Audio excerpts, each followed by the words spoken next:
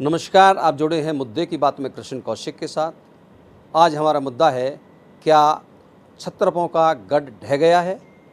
हम बात करेंगे इसको लेकर। आज जो चुनावी सरगर्मियों में काफ़ी उन्होंने रुचि ली और काफ़ी सक्रिय होकर उन्होंने चुनाव को देखा, नज़दीकी से देखा, राजनीतिक सूझबूझ रखते हैं। एडवोकेट महेश शर्मा पनहेड़ा गांव से हैं, उनसे जानेंगे कि वो इस बारे में क्या सोचते हैं। महेश जी, स्वागत है आपका वकील साहब मुद्दे की बात में। क्या क्षत्रपों का युग लद गया है जिस प्रकार से अब दिग्गज हारे हैं, या उनके परिवार वाले हारे हैं, या खुद हारे हैं? धन्यवाद कौशिक जी। जहाँ तक आपने कहा कि भाई क्षत्रपों का युग लद गया है, तो देखिए ये समय परिवर्तनशील है, चीज़ें बदलती रहती हैं। जो समय के साथ नहीं बदलता वो ख़त्म हो जाता है। हम समय के साथ बदलेंगे, अपने आप को चेंज करेंगे, तो ही हम कंफर्टेबली रह पाएंगे, सक्सेस हो पाएंगे जीवन में, और सबकी खुशी ले पाएंगे और दे पाएंगे। जहाँ तक इनका आपने कहा कि भाई ये हार गए, तो क्या है, पहले इनके फोर फादर्स थे, वो समय और था, मान्यताएं कुछ और थीं, समाज का ढांचा कुछ और था। पहले क्या होता था कि पहले भाई गांव में 2-3 लोगों ने किसी की हाँ भर ली तो सारा गांव उस पर पार उतर जाता था। अब एक परिवार में ही 4-4 चौधरी घूमते हैं, सब व्यक्तिगत तौर से अपनी सलाम नमस्ते चाहते हैं। तो इन चीज़ों पे जो भी प्रत्याशी खरा नहीं उतरता है, उसके पूर्वज चाहे कितने ही दिग्गज क्यों न रहे हों, अब नाम से किसी को वोट नहीं मिलता है। अब एजुकेटेड लोग हैं, नया यूथ आया है, जिनकी सोच समझ अब भ्रष्टाचार की तरफ नहीं है, वो करके खाना चाहते हैं। मैं किसी की बुरा ना लगे, अगर किसी को बुरा लगे तो पहले ही माफ़ी चाहते हुए मैं ये बता रहा हूँ, कहना चाहता हूँ कि जो घाघ बैठे हैं ना, भ्रष्टाचार भी वही करते हैं। जो नए पीढ़ी आई है, ये नई पीढ़ी तो अपनी मेहनत के बल पे तरक्की कर रही है, नए नए आयाम स्थापित कर रही है। इनका कोई इंटरेस्ट नहीं है रिश्वत में और दूसरी तरह की चीज़ों में। तो ये जितने भी लोग हारे हैं, ये उसी व्यवस्था में अपने आप को उस तरह से सेट नहीं कर पाए। ये अभी उसी पुराने फॉर्मेट में, ख्वाबों ख्यालों की दुनिया में कि भाई हम तो यहाँ से इशारा करेंगे, वैसे हो जाएगा, ये हो जाएगा। ऐसे कभी नहीं होता है। अब इन लोगों को चेंज करना पड़ेगा अपने आप को, और सदा समय एक आदमी का रहता कभी भी नहीं है। क्योंकि अगर देखा जाए, रावण इंद्रजीत का अपना प्रभाव अहीरवाल में माना जाता है। उनकी बेटी को जीत बड़ी मुश्किल से मिली। चौधरी वीरेंद्र सिंह के बेटे, वो चुनाव हार गए।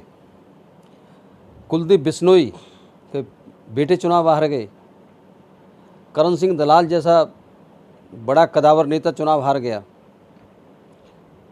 महेंद्र सिंह प्रताप पूर्व मंत्री रहे, उनके बेटे चुनाव नहीं जीत पा रहे हैं, कई बार से चुनाव हार रहे हैं। 2 बार लगातार चुनाव हार, दूसरा चुनाव लगातार हारा है उन्होंने। तो ये इस तरह अभय सिंह चौटाला खुद नहीं जीत पाए, उनके भतीजे नहीं जीत पाए। तो क्या इसको लेकर किस तरह का अभी जो मतदाता या प्रदेश का जो नागरिक है, किस तरह की सोच बनी होगी? क्योंकि कहीं ना कहीं भी अगर कांग्रेस की बात करूँ, कांग्रेस में भी भूपेंद्र सिंह हुड्डा क्षत्रप हैं, लेकिन कांग्रेस हारी है तो इसमें भूपेंद्र सिंह हुड्डा हारे हैं। देखिए कौशिक जी, सबसे पहले तो सारे पॉलिटिशियंस को ये बात दिमाग में अच्छी तरह गांठ बांध लेनी चाहिए कि मतदाता अब बेवकूफ़ बनने वाला नहीं है। दूसरा, कुछ चंद लोगों को छोड़ दें, हर बिरादरी में, हर समाज में कुछ लोगों को छोड़ दें जो एग्रेसिव होते हैं, जो ये बताते फिरते हैं कि भाई इसकी हवा है, हम उसको दे रहे हैं और वो पलट देगा और वो कर देगा। ज़्यादातर लोग साइलेंटली अपना काम करते हैं, किसी तरह के बहस मवासे में नहीं पड़ते और अपना काम करते हैं। जो आपने इन इलेक्शनों में बखूबी देखा है। अच्छा, एक चीज़ और, कांग्रेस चुनाव हारी, एक एक बन गया था, इस तरह का धारणा बन गई थी, खासकर जो कांग्रेस को जीतता देखना चाह रहे थे या भूपेंद्र सिंह हुड्डा को जो सीएम देखना चाह रहे थे, एक इस तरह की धारणा बन गई थी कांग्रेस सरकार आ रही है। वहीं दूसरी तरफ देखें, नायब सिंह सैनी वो लगातार कह रहे थे कि भाजपा पूर्ण बहुमत से सरकार बनाएगी, उनका अपना दावा रहा और वो दावा उनका सही साबित हुआ। तो अब जब कांग्रेस चुनाव हार गई है, तो अगर मैं बात करूं, कांग्रेस के जो बड़े लीडर हैं, जो वातानुकूलित दफ्तरों में बैठ के राजनीति करते हैं, कांग्रेस के जो नेता, एक बहुत बड़े नेता हैं पवन खेड़ा, वो इस हार के बाद एक पत्रकार वार्ता करके, प्रेस कॉन्फ्रेंस करके इस तरह के कह रहे हैं कि जहां 90% ईवीएम मशीन चार्ज थी वहां पर उनके कैंडिडेट हारे हैं, और जहां पर 65 से 70% मशीन चार्ज थी वहां उनके कैंडिडेट जीते हैं। तो इस तरह से एक तर्क देना, ये तर्क है उनका, ये सही है या ये कुतर्क है? कौशिक जी, आपका सवाल ऐसा लेंथी कि मैं इसको 2-3 पार्टों में करके जवाब देना चाहूँगा। देखिए, जितने भी ये छत्रप हारे हैं, इनके सबके अलग अलग रीजन भी रहे हैं। जैसे आदरणीय चौधरी करण सिंह दलाल जी हमारे इलाके के बहुत बड़े नेता हैं, निसंदेह उनका नाम पूरे हरियाणा में जाना जाता है।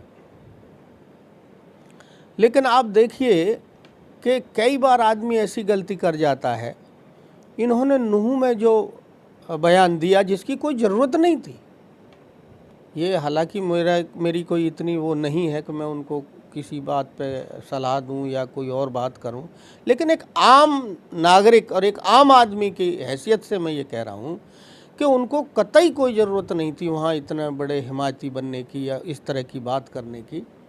और इलेक्शन में एक ही स्टेटमेंट इधर उधर कर देती है, तलवार की धार पे होता है चुनाव। हाँ जी, बहुत लोगों ने, देखिए अल्टीमेटली चाहे कोई कांग्रेसी है, चाहे कोई बीजेपी वाला है, कोई भी है, सब सनातनी हैं मैक्सिमम, और अपने माहौल से, अपने मजहब से, अपने धर्म से, अपने पूजा पद्धति के तरीके से सब प्रेम करते हैं और सब को अधिकार है, बड़ा आदर सबको रहता है। तो उनको ठेस लगी, और भी बहुत सारे कारण हैं, वो पार्टी और वो लोग देखेंगे। नहीं, मैं जैसे ईवीएम की बात चली, जो ईवीएम पे ठीकरा फोड़ रहे हैं वो कितना जायज़ है? ईवीएम की जो बात है, ईवीएम निसंदेह के कंट्रोवर्शियल मैटर रहा है कौशिक साहब। सरकार के अपने दावे हैं, इलेक्शन कमिश्नर के अपने दावे हैं, विपक्ष के अपने दावे हैं। अभी तक विपक्ष ये सिद्ध नहीं कर पाया है, सिवाय आरोप लगाने के, कि भाई ये ईवीएम मशीन इस तरह से इसमें गड़बड़ होती है। एक बार आपको ध्यान हो तो इलेक्शन कमीशन ऑफ इंडिया की तरफ से एक वो रखा गया था डेमो कि भाई आप इस डेट को आइए और जिसको इसमें आपत्ति है, जो ये बता सके कि भाई हाँ इस तरह से ये चीज़ होती है, वो आइए, उसका स्वागत है और हम अपनी चीज़ मान लेंगे। तो वहाँ उस वक़्त प्रूव नहीं कर कोई नहीं गया, और जो गए वो उस बात को प्रूव नहीं कर पाए। और जितने जानकार और एक्सपर्ट लोग हैं, ये व्यवस्था ऐसी है कि इसमें कुछ भी तरह की हेराफेरी या गड़बड़ी करना नामुमकिन है, लगभग। बाकी तो अब इसलिए तो कांग्रेस को, आपका कहना मानना यही है, कांग्रेस को ईवीएम पे ठीकरा फोड़ने के बजाय अपनी उस पे हार के कारणों चिंतन मनन करना चाहिए। देखिए, हार तो कौशिक साहब आप देखिए कि बड़े नेता दो हैं, चौधरी भूपेंद्र सिंह जी हुड्डा और कुमारी शैलजा जी। जब भी इनकी कोई स्टेटमेंट आती, कंट्रोवर्शियल आती, आपस में एक दूसरे के विचारों की भिन्नता को दर्शाते हुए इनकी स्टेटमेंट आती। अब विपक्ष है, चाहे ये इनकी विपक्षी पार्टी बीजेपी है, तो ये देखो कैसे चीज़ों को लपकते हैं। बहुत वायरल हो रही थी बात कि एक पत्रकार पूछता है शैलजा जी से कि जी आपकी 1-to-1 मुलाकात हुड्डा साहब से कब हुई रैलियों के अलावा? तो उन्होंने कहा कि जी सोचना पड़ेगा, याद नहीं है। तो क्या वो तो गया मैसेज तो गया है जी। फिर क्या है कि कांग्रेस के कुछ लीडर्स ने जो हमारे दलित समुदाय के लोग हैं उनके प्रति खुलेआम पता नहीं क्या क्या कहा, जो कि ज़रूरत नहीं उनको। हाँ, एक बात ज़रूर निकल के आई है व्यवस्था के अनुसार कि चौधरी भूपेंद्र सिंह हुड्डा वो अब जाटों के एक छत्र नेता हो गए हैं। उन्होंने अपने आप को जाटों का एक छत्र नेता स्थापित कर लिया है। लेकिन बड़े मज़े की बात मैं बता रहा हूँ आपको कि यही चीज़ कांग्रेस के खिलाफ चली गई।